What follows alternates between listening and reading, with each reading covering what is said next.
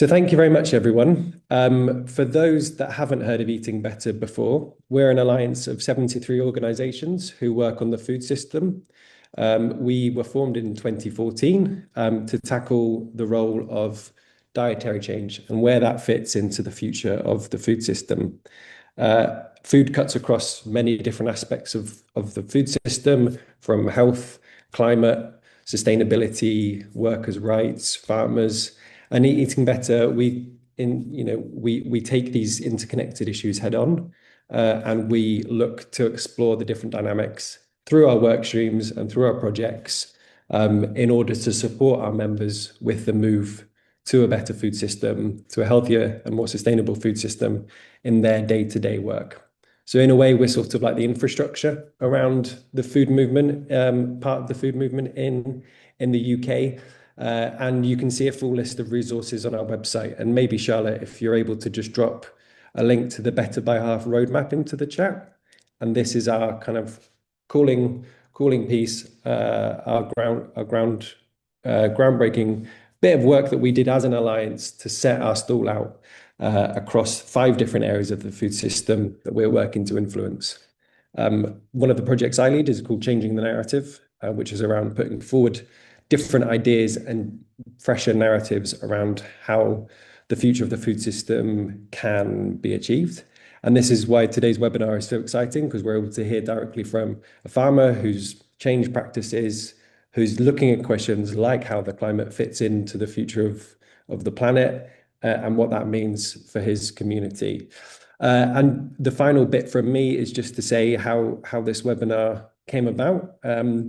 I was part of the EIT Food European Union body's project called System Shifters, which is a training and development for those working in the food system, as was Bart. And after a session in Brussels around February last year, we then went to Bart's farm in Enschede, I think Bart can correct me on the pronunciation, in the east of the Netherlands. And we had a very sunny time there, and we had a tour of his farm, tried some of the soy yogurt, and met other Dutch farmers. So it was a brilliant time, and I wanted to host this webinar to translate some of what we picked up on the session and to hopefully spark some connections and further conversations. So Bart, over to you. Yeah, hi all. Thanks for having me. It's a pleasure to be here, and hopefully you can hear me. You can hear me, right? We can hear you, okay, Bart. Yeah. Shall I start my presentation? Yeah, please do. Yeah, go for it. Yeah. Yeah, so here you see my brother and me. My brother is also the co-founder of our initiative. We used to have a dairy farm. My parents had, my grandfather had, and we took it over. But we made a transition to plant-based. Yeah, so this is something totally different, and I'll tell our personal story in the coming 15 minutes. And from there, please feel free to ask questions about things you are really interested in. I'll just take you along our journey from our family till now, actually. What I can tell you now is a bit of the family history, the farm history. How does soy grow, which is still a very unique crop actually in the Netherlands to grow. The timeline of our transition. How did this journey look like? Our products, the products we make, the customers we supply. And then I'll zoom a little bit into the process of change on farm level. So what are the enablers? What made us change actually? And what is the current situations? What is the drivers and what are the challenges at the moment for us and for our company? So I show you here a picture of my grandparents' farm. This is at the time that we still had ducks and pigs and cows and a very mixed farm, which actually slowly became more specialized in dairy. So at my father's generation, we became like more a fully dairy company with at the end we had a dairy milking robot, and well, it was quite advanced. But yeah, my brother and I had a different feeling about farming and a different idea. We would like to take over the farm. We would like to take it over with the two of us, but we didn't know in which form and in which way we would do it. Would it be with dairy cows or would it be different? But at least something sustainable, which gave us a good feeling. And in 2016, we got interested because there was a soy variety we could grow on our farm in Enschede, and which is quite unique because soy is actually more a tropical crop. And this variety could also grow more in the higher regions. And that's where we started in 2016. We did 1 hectare just to experiment. What can we do with it? Does it grow?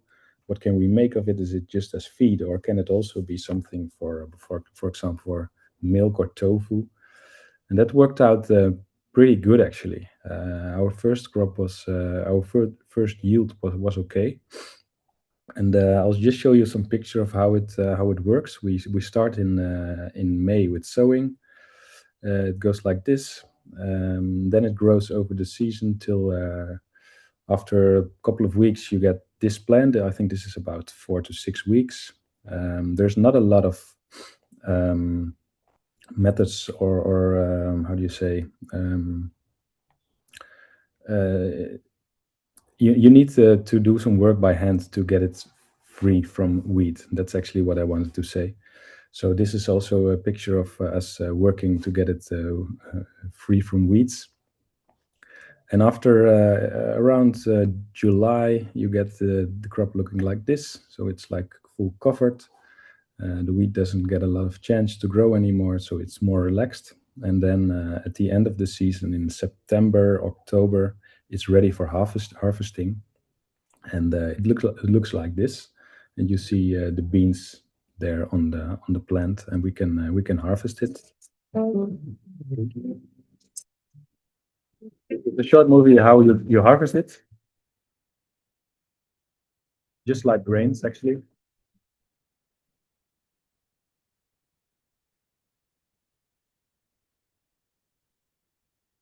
My brother at the tractor, and there you see the beans.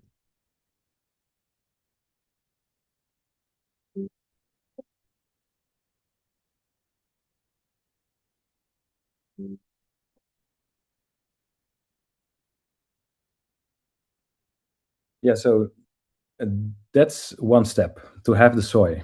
But from there, you need a lot more to really sell it and to make a business out of it. So now we're making a big step. This is 2020, and we got a subsidy from the province of Overijssel, the Dutch province, to buy equipment for more sustainable practices. And we bought this like huge kitchen aid to try a little bit, and we rented out a room which was food grade in a factory nearby just to test and to have a food grade space.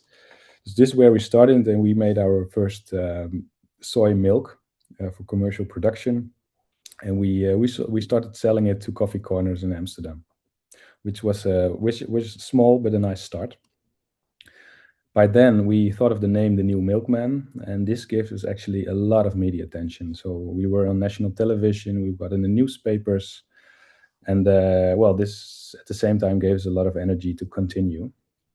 But we could not do it alone. We needed actually extra funding for the equipment to make. So we were looking for well, some funding. And at the end, we made a cooperation with Royal Friesland Campina, which is the biggest dairy company in the Netherlands, and they gave us actually funding to continue. And with this funding, we could make a next step, but also we had to make a tough decision because we couldn't do both anymore. We couldn't keep the dairy cows and doing our plant-based work and the new well, the new space we needed actually also for production. With my parents getting a bit older and thinking about retiring, we had to make a tough decision, and we sold our cows in 2022 to make actually literally space for our production facility we wanted to make, but also in terms of time. We needed more time to focus on our new business. So this is what it looked like if you bring out the cows and you bring in your new plants. This is a part of the production facility we made in this former cow stable. You see the fermentation tanks. You see a food grade production facility.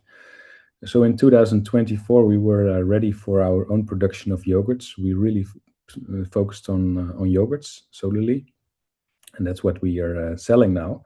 1 year later, we could enter in the second largest supermarket in the Netherlands with our first 3 varieties of yogurt. As you see here, there was a media event on our farm, and we could also sell to the biggest wholesalers in the Netherlands, Sligro and Bitfood. Well, these are our retail products that we're selling now. And these are the food service out-of-home packaging. So we're also selling buckets to, for example, hospitals, healthcare institutions, and canteens. Well, this might not seem familiar to you, but these are one of the biggest suppliers of us. And well, this is more like on a personal level, to zoom in a little bit and to tell you a little bit about what actually made us change. Why would you do it, and what are the barriers? And I think one very important one is to have the financial freedom to do it. Many farms have a loan at the bank, and if you have that, the bank doesn't like risks, of course. So if you're doing something bold as we did, probably most banks would not advise to do it. Another very important factor is getting inspired from your own outside your bubble. My brother and I had the chance to study somewhere else. I studied in Amsterdam for a couple of years, and my brother in Utrecht. And you see that people are more into plant-based, and that made us think, okay, maybe this is also something for us to work on and to supply. Can we do it with our own farm, with our own land? And well, from there we got ideas. Also, your parents, and at least in our case, it is important that parents are also open to change and giving you the opportunity to dream at an early age, so you can develop your ideas.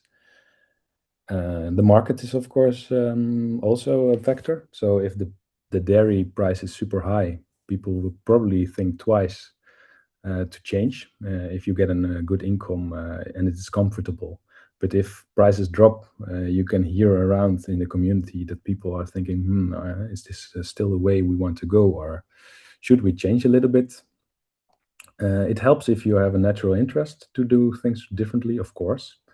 And maybe a last thing is the tolerance of the neighborhood. If you are very close with your neighborhood, you have a community, and you just suddenly start to do things differently, is it actually accepted by your neighborhood, or will people start to neglect you or ignore you in an extreme case? But these things are, of course, important, I think. And well, to give you a bit of a idea where we are right now with our business and our some positive drivers. What we see right now is growth opportunities in healthcare due to CSRD regulations from Brussels. So it's the Green Deal, you might know. And from there, healthcare institutions have committed themselves to targets they want to reach in terms of more plant-based proteins in the diets. And this really is starting to give us the opportunities to sell products there. And another thing is, positive thing is that I see more and more research coming out that a plant-based diet is actually very positively linked to health. So less diseases and healthy aging, which, well, I think it's a positive thing for us. But of course, there's challenges. And what we see, for example, in the supermarkets is that when we label food with plant-based, that many people had bad experiences with plant-based products, and they say, okay, then it's probably going to taste not as good as my regular product, so I'm not going to buy it. The answer to that at the moment is hybrid products in the Netherlands. So what we see is that they start to add plant-based foods to the non-plant-based, to the animal-based food, and to make impact. So not so you still have the taste from the animal protein, um, but you make impact by adding plant-based. So on a large scale, you have a lower carbon footprint at the end. And yeah, and the other thing is that a reduction of carbon footprint is not really a very strong reason to buy for consumers to buy a product, but they are more thinking about themselves. It's about health. So if you turn that around, that's the good thing is that people care about their health, and they are, for that reason, tending to buy a plant-based product for themselves, which is also a good thing at the end. I've got a couple of questions that kind of go a little bit deeper into some of the things that you kind of, surfaced. And I think one thing that stands out for me is what we hear in our interactions with farmers is around the family dynamics and that inheriting the farm and the kind of future decision making that has to come about. And I remember speaking to your mum when I was at the farm and speaking about that decision. So I was wondering if you can share a bit about how you kind of manage those family dynamics and inheriting the farm, and also your parents' decision to kind of let go a bit of the control of the farm. And sometimes we hear the different pressures coming from different areas of the family. So yeah, if you could go a little bit deeper on that side of things. Yeah, I think this is really you have to see it as a process. So it's not a one-day decision, of course. It's something that you start thinking about, and then you talk about it every day, and you have ideas, and then at a certain moment you just start doing something. For example, starting with the plot of soy and harvest it and see what's coming out. You get feedback from people around. You get feedback from other people, and this is like new input to the conversations you have on the kitchen table.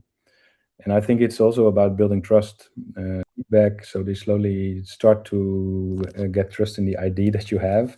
Maybe when you just tell it without any proof, they wouldn't very much support it.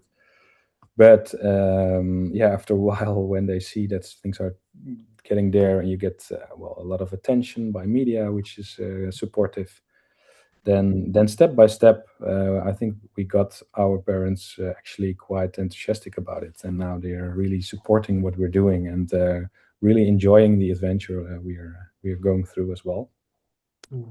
Yeah, so Yeah, nice. Thanks. That was really interesting. And I guess, yeah, for them as well. And it will be exciting to think about where the future will go, as well, yeah, as farming changes over generations. So but you probably also need some progressive thinking parents as well, because not this is not for everyone, I think. So you need a bit of synergies there as well. yeah, and yeah, that applies not just to farming, but many aspects of life as Mm. well. So yeah, Yeah. okay, great. And then my second question is actually sort of similar, although Caitlin's articulated it much better in the chat than I have, but around what your neighbors and kind of what the community thinks of farming. And Caitlin's question, um, picking up on that pressure that comes from neighbors and the kind of the acceptance of doing something differently. So, do you have any advice in learning from about how to navigate that pressure? Is there pressure, and how does that kind of show up? Yeah, so there's always a bit of pressure, or at least a bit of tension when you do something differently in a community that you always worked with. So how it works here is that you work as a community of farmers. You do the same thing. You talk about stuff. How do you do it? How can we together improve it? But then, as you suddenly start to do something totally different, and I think in this case, it's super important to not judge about what your neighbor is doing or what you're doing yourself. We put it like this: we say, okay, at long term, we need more plant-based food at the end, and we want to contribute to it. So we want to see if this is something for us, and we want to see if this is something we can work with and earn some money with at the end. And don't judge about having cows or dairy is a bad thing, which is at the end isn't bad per se, but just the skill we doing it and the intensiveness is probably not the way I like it. But I think not judging is very important in this sense. And yeah, I think from there, people will still. Some people are interested. They think, "Oh, cool, nice that you're doing this, and I'm interested. And can I have a look?" And behind your back, you never know what people are telling at the end. But probably they will also.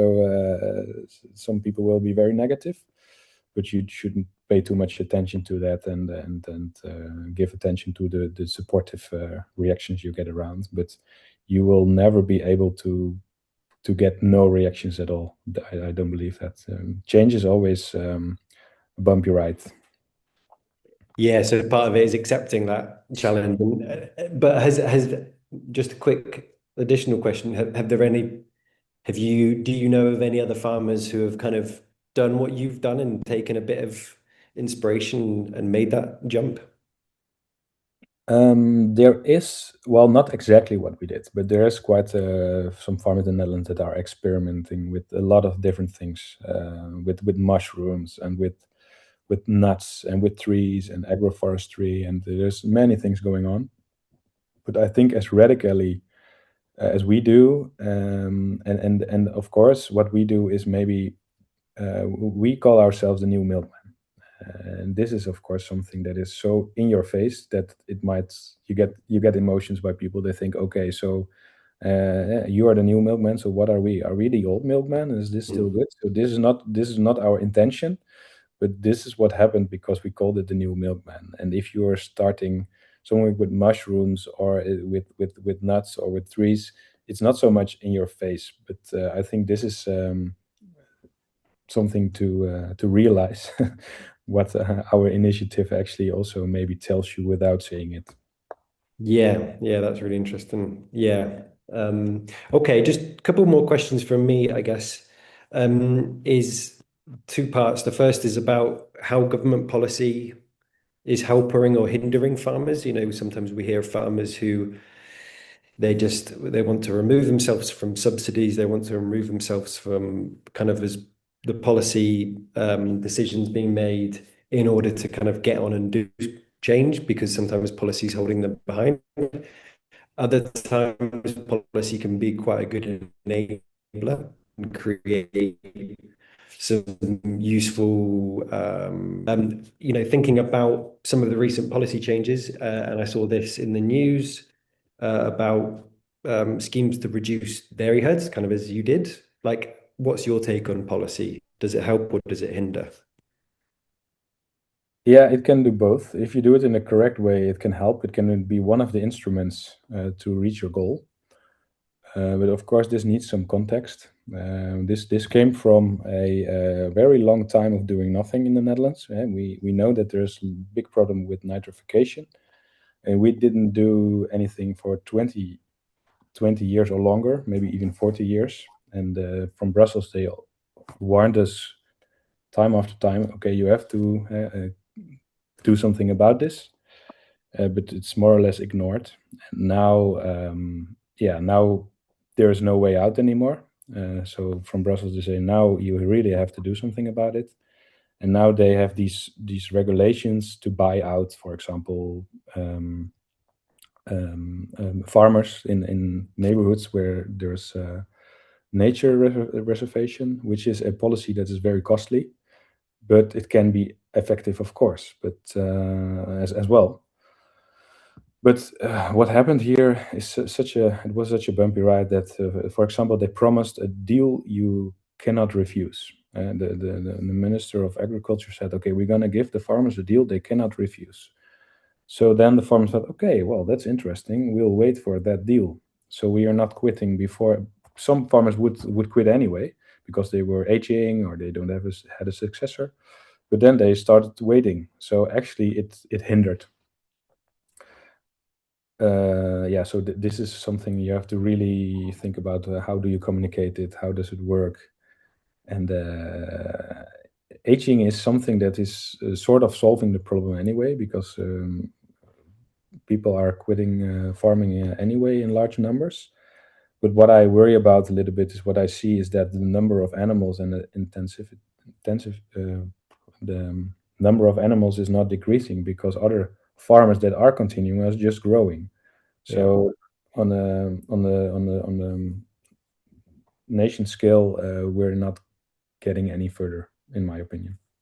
Yeah, similarly, and I think similarly in the UK, we're seeing a decrease in dairy farms, but the dairy herd is staying the same size. So that kind of concentration of the supply chain is something that, yeah, is a global trend. And yeah, that's yeah, very interesting examples there of the policy. And then the other part of the question is around the retailers. You mentioned a couple in your presentation, and retailers sometimes get criticism, to say the least, about from the farming community about whether they are paying farmers appropriately, whether they're giving them unfair contracts, pricing them out of deals, etc. So thinking about, yeah, your relation with the supermarkets, how useful have they been in what you're trying to achieve? Yeah, so we have experience with actually only one big retailer and a smaller one. And well, the good thing is that we have a direct relationship with them. And in our case, it's actually their impact is huge. If they start to take up one of our products and we can sell it nationwide, we can do a lot of sales, of course. And because we are like this sustainable brand, and they like to give exposure on that as well. So in our way, it's very it has a very positive impact on our product. Of course, I know the stories that they try to squeeze farmers out, and that's definitely what's going on as well on another scale. But if you're on the in the right spot with the the right product, I think you can do business very well. But I'm aware that if we're gonna be growing a lot, and if we're going at the end, you will get in the same position. You will get tough negotiations, and what I see in the Netherlands is that at least supermarkets are trying to at least do something about the protein transition to make it work. But it's very hard for them to get the product sold still, because consumers are not very easily to convince to buy them. So they are in a kind of a hard position as well. Um, but yeah, if you look at the buying power they have, it's not very an equal level playing field. That's obvious. That's obvious. Yeah. Yeah. No, So yeah, it's hard to say give one answer to this, but in our case, I have to say that for us, it works out pretty fine. yeah. No, that's really interesting to hear. And I can't remember where exactly it was, which retailer it was, but after visiting your farm, I then went to a supermarket in the Netherlands, in Amsterdam, and I bought one of your yogurts with you and your brother's face on it. So that was a nice full circle moment, to kind of see Mm. uh, from, yeah, farm to the supermarket. Okay, grand. Well, we've got a few other questions that have come in, which are very interesting. And the first is up from Justine. Thanks for the question, which says, how do costs of homegrown soy compared to mass-produced soy from Americas, and how is that managed to create a profitable business? Yeah. Yeah, so it's probably double the price if we grow it here. But if you look at the total cost of producing a soy yogurt, so it's including packaging, transportation, and everything, the soy is still a very small part of the total price. So for us, it is not a big problem to use locally sourced soy. And on top of that, you can ask a little bit extra for your story, for your effort to grow it locally. So it works out at the end, it works out pretty fine. And I think one very important thing is that well, the GMO soy is getting more and more non-GMO is actually getting more and more important for consumers in the Netherlands. So and non-GMO soy is actually from South America is not coming from there, and in Canada they have a growing areal of non-GMO soy. But I think it's also a good thing that we can locally source it, and from the policymakers we also get the signals that they are eager to make it more local, the sourcing, so not to be less dependent on imports. But still, it's a very small scale, of course. But commercially, we can handle this. Yeah, nice. Thanks, Bart. That's really interesting because I've had experiences when I've told people that I'm speaking, doing this webinar. I said I'm speaking to a soy farmer in the Netherlands, and they're like, the Netherlands, soy, you know? So I think there's even still that Yeah. idea that happens in America, in the Americas, and we can't do it here. So For a large part, it still is. But yeah. what we see with, for example, corn is that in 20 years we got new varieties, and we started with a very tough crop, and now it's like the most common crop in the Netherlands, together with grass and grains. And now they're really working on it. We're together working with a Belgium company that's making new varieties that are easier growing here, and that's improving year by year. And I think in 20 years we might see soy also here in large quantities. Yeah. Yeah, as things get warmer, there's different variations and stuff. So cool. Thanks, Bart. Okay, the next question was from Joe. And you spoke about this a little bit, but maybe just expanding. But when you made the decision to move towards soy, did you consider the mixed farming system, or were you from the offset, were you always 100% plant-based and that was your goal that you wanted to get to? No, actually, you have to think about mixed crops, because you cannot uh, grow soy every year on the same field. So you have to do rotations. So you will have to think about different crops anyway. So we're still working together with farmers in the neighborhood. They also grow grass and corn on our fields, and we rotate it with soy. So there's always a certain percentage of other crops on our lands. And the mixed bit as well with the cows, were they when you had the cows and the soy, was that a decision was that part of the transition to go fully soy, or was it, having both, was that a kind of temporary thing or not, I guess? Well, at first thought it would be something that would be nice to have some income from the cows and some from the soy as well. But in practice it's very hard to do something to do something to do two things a little bit and not one thing fully.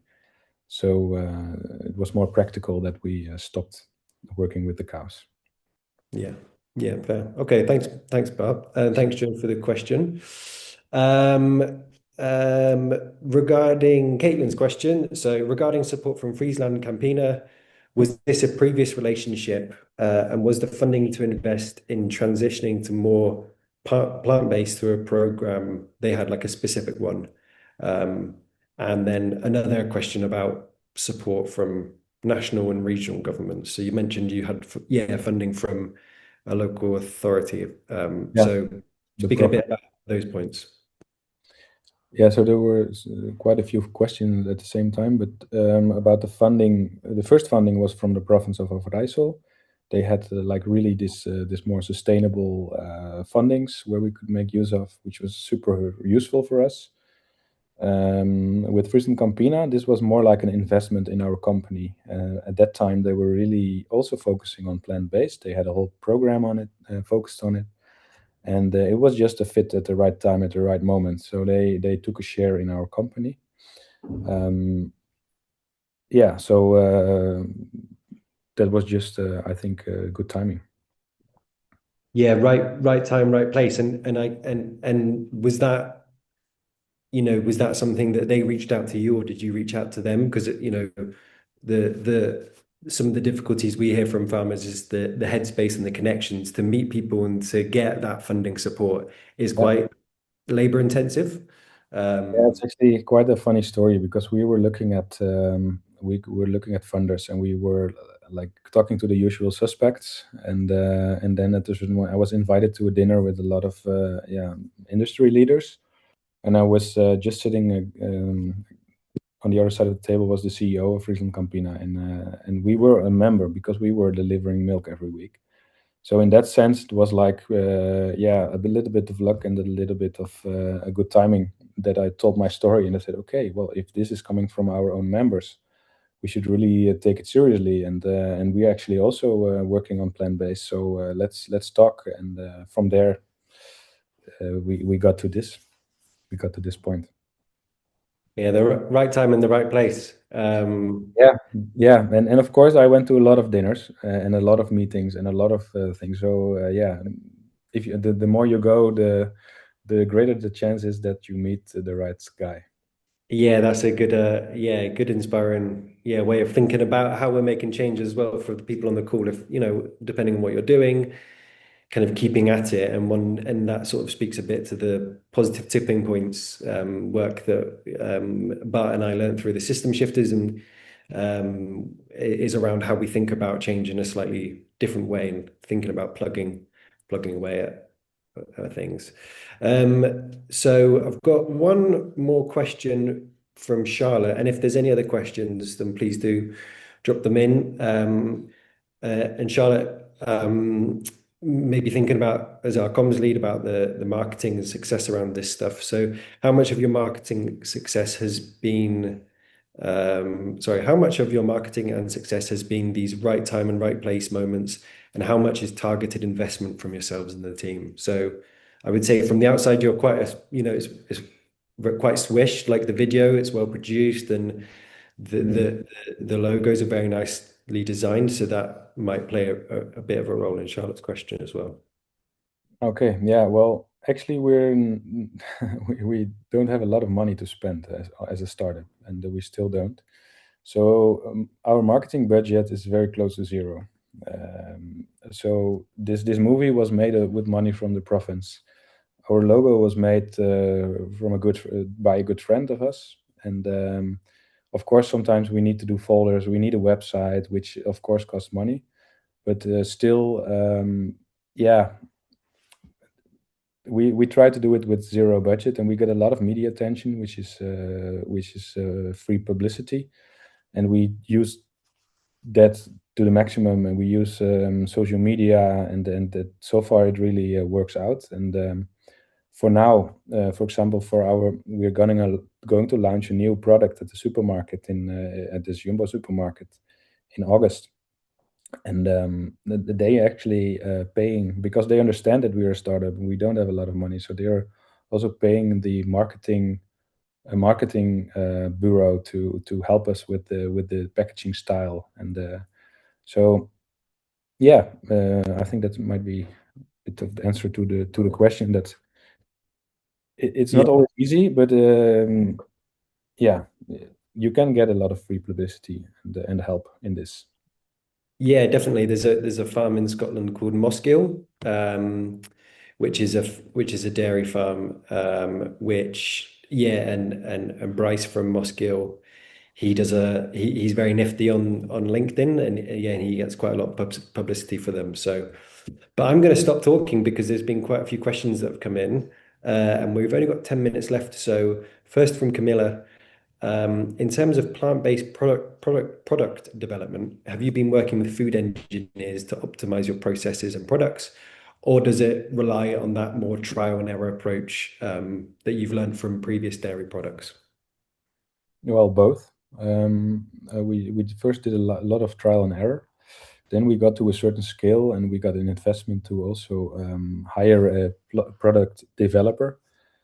So we actually have one person we has a contract with us, and she's actually doing like 50% quality assurance and 50% product development, and she's doing a great job on improving our products. So, for example, our latest product is a product that is made for healthcare. So we added vitamins. We added enough protein so it's accepted in healthcare. We added a calcium, and we took out all the sugar, and it's still tasting as good as the old product. So, well, this is something which is like more than a year of work, but yeah, then really need to put a lot of effort in it, and in this case, it does cost a lot of money to hire someone for it. And you can partly get funding for it, but you have to partly pay for yourself as well. Thanks, Bart. And I'm actually going to jump ahead because you mentioned it. It links quite nicely with the question there from Michelle, which is as you told about healthcare and research about plant-based food linked to health. And then the updated Wheel of Five in the Netherlands came to mind. So is this new version, the new product, plant-based? Sorry. In the new version, plant-based dairy is advised with added minerals and vitamins. But Michelle looked up your products and doesn't see the vitamins and the etc. added. So is health something that you focus about, but you kind of spoke about it a little bit there, but a bit more on the health side of things? Yeah, so our new products do have it, and this is mainly because we are focusing on healthcare now as well. But it is also embraced by the retail now. So they saw this new product and they say, okay, we also want to have it. So from there, we are also now going to retail with these products because at the end, yeah, to make a full replacer for dairy, you just need to add the vitamins and the calcium, and to convince people to buy it, we experienced that no sugar added is also super important. That people really care about this, so that's why we took out the sugar as well, and it fits nicely with the disc of five, the thing in the Netherlands that just is renewed, and this is like a authority in the Netherlands for many people working with food. So this is actually the parameters we used to develop our new product. Nice. That's great. And I've just Googled the Wheel of Five and look at those changes that were mentioned. So thanks very much, Michelle, for the question, and excited to see that new product you mentioned, but which will take on some of the health aspects. So another question from Joe, which is what is growing soy in the Netherlands like in terms of the amount of inputs? So thinking particularly about fertilizers and pesticides, but also machinery and labor, and how does that compare to the previous dairy system that you had? Well, there's many things to say about that, but let me start with the soy of how we grow soy. The good thing about soy is that you don't need to put a lot of inputs. You don't have to give a lot of inputs. So nitrogen, it creates itself. It binds nitrogen from the air into the soil. So you should not give any nitrogen um, or fertilizer to the soy because it will damage your crop. So this is actually a huge benefit because it's a lot of energy to produce fertilizers. You do need some I'm not sure how it's called in English, but we call it kalium, potash. It's called potash in English. So a bit of that and phosphate, but just little amounts. And we're not using a lot of herbicide or pesticides because it's not allowed. So in that sense, we use more. I think it's called hoeing and weeding in English.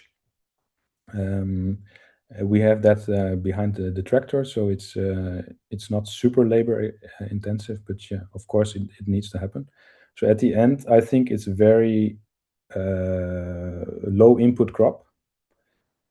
And if you mix it together with grass in a rotation and some other crops, it's actually a very nice add-on as an extra crop you can put in your system, which does not cost a lot of inputs.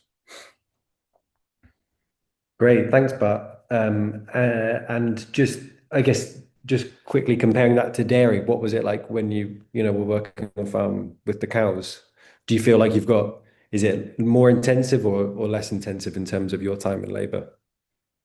If we would solely be a soy farmer or just a arable farmer, it would be less intensive, I guess, because the cows, you have to be there 24/7 and unsuspected things happen all the time. But as being a startup and doing also the pioneering with the product development and sales and production, it hasn't become more relaxed at all. I think it has become even twice the work.